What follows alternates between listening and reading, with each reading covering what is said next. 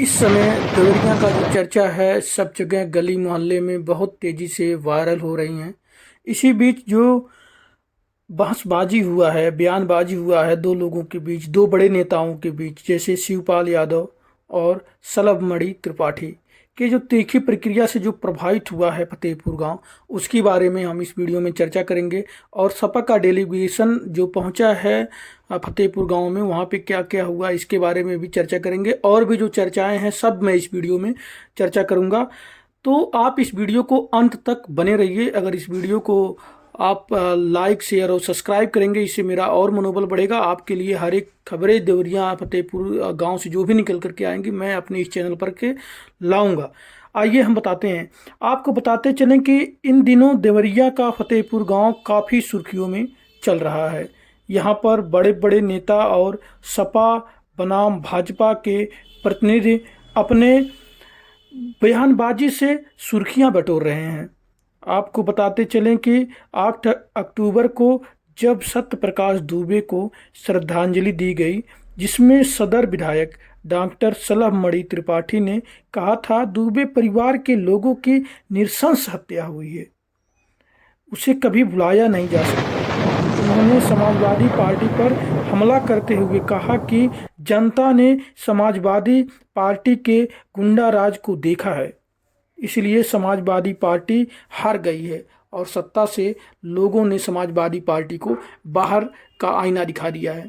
यहाँ पे राजनीतिक तूल इसलिए दिया जा रहा है, सत्ता जो पक्ष है मतलब भाजपा और विपक्ष जो है मतलब सपा, इन दोनों के बीच जब कोई मुद्दा आता है तो आगे आ करके बड़े बड़े नेताओं को उसको न्याय दिलाने की बात करनी चाहिए। जो न्याय मांग रहा है उसको न्याय दिलाएं, जो पीड़ित है उसको न्याय दिलाएं, दोषियों को कड़ी से कड़ी सजा दिलवाने की बात करनी चाहिए। सजा जो हो दोषियों को कड़ी तो होना ही चाहिए, लेकिन इसमें जो इन्वेस्टिगेशन होता है, जो इसमें जांच होती है, उसको बहुत निष्पक्ष और पारदर्शी तरीके से करने का बयानबाजी करना चाहिए। यहाँ पे बयानबाजी सत्ता बनाम विपक्ष मतलब भाजपा बनाम सपा की हो रहा है। ये सभी जब सुने बयानबाजी को तो जो शिवपाल यादव हैं, शिवपाल यादव जी ने क्या किया, इसमें दिलचस्प जब मोड़ देखने को तब मिला जब सपा के राष्ट्रीय महासचिव शिवपाल यादव ने बिना किसी का नाम लिए ट्विटर यानी एक्स पर पोस्ट किया है कि विधायक जी, सपा तो विपक्ष में है, आप सियासी रोटी सेकना बंद कर दीजिए और प्रशासन की जवाबदेही और जिम्मेदारी तय करा लें। आगे और क्या कह रहे हो, कह रहे हैं अगर पीड़ित को निष्पक्ष न्याय दिलाने में आप में हैसियत है तो न्याय जरूर दिला दें। अब यहाँ हैसियत की बात आने लगी। हैसियत मतलब कि आप बहुत बड़ा आरोप लगा रहे हैं शिवपाल यादव सलभमणि त्रिपाठी पे। अब वहाँ पे हैसियत की बात ये कह रहे हैं कि अगर आप में ताकत है, आप में पहुँच है, तो आप न्याय दिलाइए। निष्पक्ष न्याय दिलाने में आप अपना सहयोग दीजिए। ये बातें जब बयानबाजी जब बढ़ चढ़ कर होने लगी, अब बात हैसियत तक पर पहुँच आई, तो सही है। जो निर्दोष हैं, जो इस समय विपत्ति में है, संकट में है, उनको न्याय जरूर मिलना चाहिए। क्योंकि जो दोनों पक्ष हैं, दोनों पक्ष की तरफ से हत्याएं हुई हैं। एक पक्ष की तरफ से एक हत्या हुआ है जो शुरुआत हुआ है, उसके रिटेलिएशन में मतलब उसके प्रतिक्रिया में ये दूसरे पक्ष के एक भीड़ मॉब लिंचिंग जिसे बोलते हैं, भीड़ ने अटैक करके दूसरे पक्ष के लगभग 6 लोगों को मरा समझ करके छोड़ दिए, जिसमें 5 लोगों को नृशंस हत्याएं हुई। तो उसमें अब जो दोषी हैं, जो हत्या में शामिल हैं, जो हत्याएं किए हैं, उनको सजा मिलने का प्रावधान नेताओं की तरफ से अगर बयानबाजी आता कि हम कड़ी से कड़ी सजा दिलवा करके रहेंगे और इसमें जो दोषी हैं वो कहीं से बचेंगे नहीं, निष्पक्ष जांच की अगर बात आता तो थोड़ा सा समझने लायक था। लेकिन यहाँ पर दोनों जो पक्ष हैं एक दूसरे पर आरोप प्रत्यारोप लगाने पर तुले हुए हैं। उसके बाद अब देखिए अब आगे क्या हो रहा है। जब सलम मणि त्रिपाठी जब यह बात सुने तो उनका जो तीखी प्रतिक्रिया आया है और वो क्या कह रहे हैं, और जो जवाब देते हुए उसने कहा कि आपकी सरकार का आतंक लोग भूले नहीं हैं। ये पूरा विवाद ही 2014 से है, जब आप सत्ता के मद में अन्याय करा रहे थे। जवाहर बाग से लेकर देवरिया तक जमीनें कब्जा करवा रहे थे। आज भी सपा क्या हुआ विपक्ष में है, लेकिन ये हमेशा अराजकता करते हुए आए हैं। अब देखिए इनकी जो ध्यान था उस ध्यान को 2014 से लेके चले गए कि आप जब 2014 में सत्ता में थे तब आप ये सब अत्याचार करवा करके ये सब जो जमीनी विवाद अभी आ रहा है कि प्रेमचंद यादव ने जमीन पर कब्जा किए हैं। जो ग्राम समाज की जो जमीन थी, जब वो नेता थे, जब वह जिला पंचायत सदस्य थे, तब वह जब जमीन पे कब्जा कर रहे थे उस बात की यह याद दिला रहे हैं।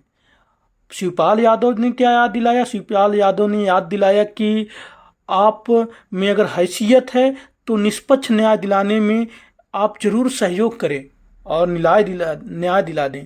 लेकिन अब ये कह रहे हैं कि आप जब 2014 में सत्ता में थे तब आप सत्ता के नशे में लोगों का ज़मीनें हड़पना और लोगों को कब्जा करवाना ये सब काम करवा रहे थे। तो ये जो प्रतिक्रियाएं का दौर जो चल रहा है ये बहुत गंभीर बना हुआ है, एक दूसरे से आरोप प्रत्यारोप ये सब करते हुए चल रहे हैं। लेकिन ये हमेशा जो अराजकता हो रही है इसको छुड़वाने में योगी जी की सरकार है, इसलिए न्याय की अभी उम्मीद बाकी है। अब ये अपने जो सरकार है इनका माननीय योगी आदित्यनाथ जो हैं इस समय मुख्यमंत्री हैं, कह रहे हैं कि योगी जी की अगर सरकार न होती तो शायद न्याय ना मिल पाती। अब आप ही समझ लीजिए बयानबाजी कि क्या पहले की सरकार में न्याय नहीं मिलती थी, इंसान नहीं रहते थे, क्या हो रहा था, क्या कैसा हो रहा था। तो आप कमेंट बॉक्स में ज़रूर मेंशन करिए और बताइए क्या पहले की सरकार में न्याय मिल रहा था कि नहीं मिल रहा था, कि सिर्फ योगी जी जब आए हैं तब से ही न्याय मिल रहा है, तब से योगी का बाबा का बुलडोजर जो है एक्टिव है। और ये भी आप कमेंट बॉक्स में ज़रूर बताइए कि योगी जी का जो बुलडोजर है वो सिर्फ दोषियों पर ही चलता है कि निर्दोष लोगों पर भी चल जाता है। अगर आपके पास प्रूफ हो तो ज़रूर कमेंट बॉक्स में प्रूफ के साथ अगर आप मेंशन करेंगे, बताएंगे, लिखेंगे तो ज़रूर मैं उस टॉपिक पर भी वीडियो बनाऊंगा।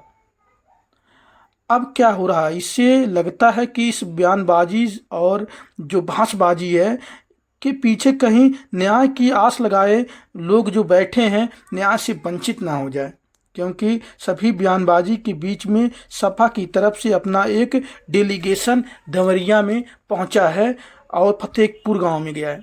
अब इस समय फतेहपुर गांव में धारा 144 लगा दी गई है। क्यों? क्योंकि ये जो 8 तारीख को जो एक सभा हुआ था, देवरिया में सभा हुआ था, श्रद्धांजलि सभा जो दुबे परिवार को दिया जा रहा था, वहाँ से बड़े बड़े जब नेता अपनी तरह तरह की तीखी आलोचनाओं के साथ बयानबाजी कर रहे थे तो उसको देख करके जो सपा के जो पदाधिकारी है, सपा के जो समर्थक हैं, अगले दिन देवरिया फतेहपुर गांव में पहुंच गए और वहां पे जो प्रशासनिक टीमें हैं उनको डिस्टर्ब करने का प्रयास किया और वहां पे रोकने का प्रयास किया कि नहीं, अभी ये घर जो है वो गिरना नहीं चाहिए, ये घर अभी पैमाइश सही से बिना हुए इस घर पे कोई आंच नहीं आना चाहिए। इस तरह से बहुत ही बड़ा उग्र समर्थन लगभग होने लगा था और पुलिस प्रशासन ने हल्का बल प्रयोग करके वहाँ से सबको तितर बितर कर दिया था, खदेड़ दिया था। तो इसीलिए धारा 144 लगानी पड़ी, कहीं और भी कोई अनहोनी ना होने पाए उस गांव में, कोई और अथवा कोई और दूसरी घटना न घटने पाए, इसलिए धारा 144 लगा दिया गया है। इसी बीच जो सपा का डेलीगेशन है वहाँ पे पहुँचता है और जो पहुँचता है तो लोगों से बात करता है। तो सपा का जो डेलीगेशन है यहाँ पे सभी जातियों के जो लोग हैं वहाँ पे उसमें रहते हैं, मिश्रा हैं और यादव हैं और भी वर्ग के लोग हैं जो पहुँचते हैं, जो दोनों पक्ष के पास जाते हैं और कहते हैं कि न्याय तो मिलना ही चाहिए, निर्दोष लोगों पे कोई भी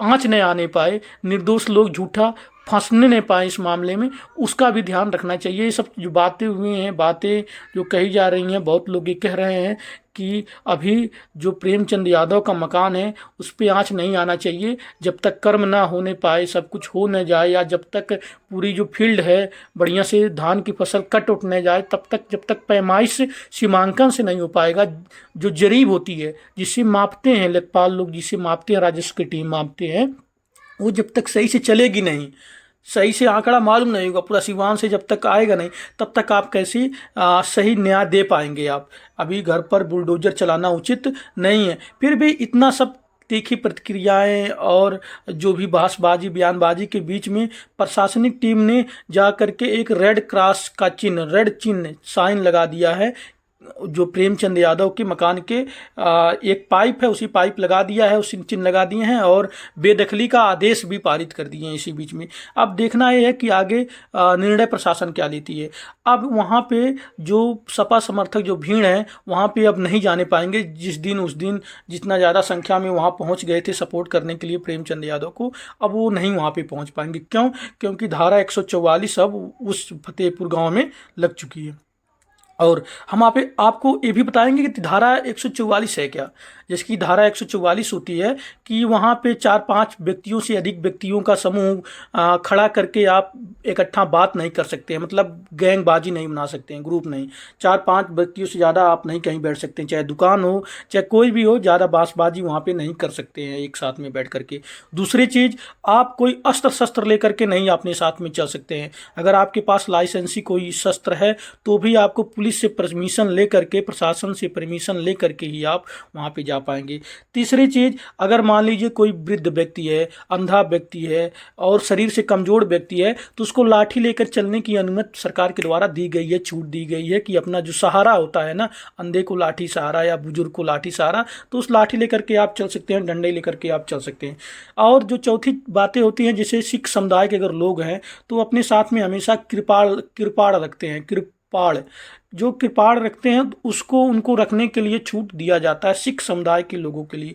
ये सब जो बातें हैं, इसके अलावा प्रशासन वहाँ पे चुस्त दुरुस्त और तंदुरुस्त पूरा मुस्तैद रहती है कि कोई बवाल और कोई इकट्ठा होने न पाए, भीड़ ना लगने पाए, और सब चीज़ों के लिए बचाव की दृष्टि से कि आगे कोई और अनहोनी की आशंका न होने पाए, इस दृष्टि से वहाँ पे लगाया जाता है धारा 144। तो 144 लग गया है तो वहाँ पे सपा समर्थक अब जा नहीं सकते।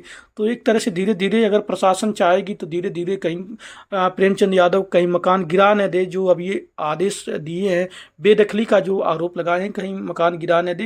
ये सभी जो बातें निकल करके आ रही हैं, तो एक तरह से लगता है कि अब ये जो ट्विस्ट है, जो ट्विस्ट मतलब कह सकते हैं जो घुमावदार है देवरिया फतेहपुर गांव का, एक नया मोड़ धीरे धीरे ले लेगी। क्या इसको इंसाफ सभी को मिल पाएगा, दोनों परिवारों को मिल पाएगा कि नहीं मिल पाएगा? जो मेन हत्यारे हैं क्या उनको कड़ी से कड़ी सज़ा मिल पाएगी कि नहीं मिल पाएगी? ये सभी बातें जो है भविष्य में अब जाकर कहीं छिपी हुई हैं, वो जब निकल करके आएंगी मैं इस चैनल पर आपके लिए लेकर के आऊँगा। इसलिए इस चैनल को लाइक, शेयर और सब्सक्राइब करना ना भूलें और बने रहें इस चैनल पर अगली वीडियो को पाने के लिए।